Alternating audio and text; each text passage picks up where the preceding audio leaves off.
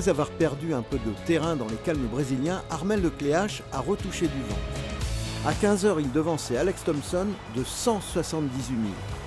Oh là là là là, c'est incroyable, quel suspense, quel suspense. On fera un peu les comptes après le poteau noir. C'est un petit peu maintenant le prochain obstacle délicat.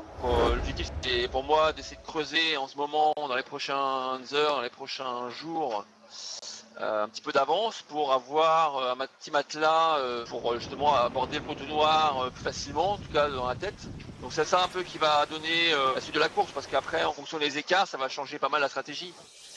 En troisième position, Jérémy Bayou grignote inlassablement les leaders. Il n'est plus qu'à 476 000 de Thomson.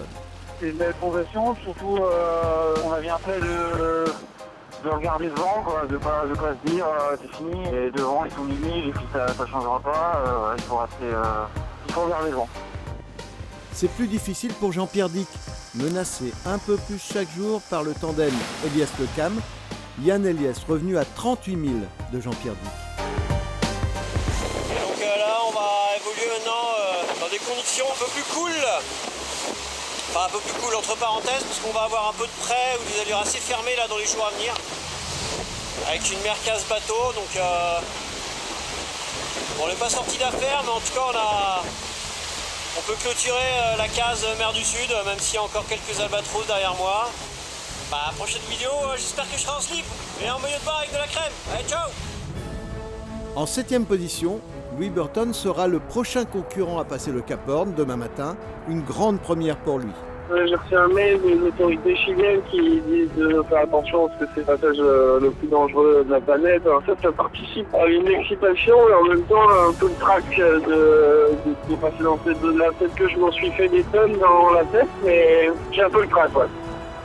Dans le Pacifique Sud, un Pacifique très viril, plusieurs skippers ont dû faire face à pas mal de problèmes techniques.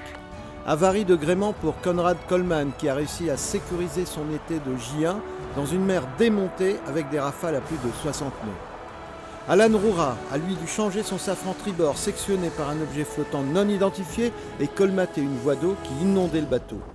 Ces deux concurrents ont repris la course, mais au prix d'un effort physique intense.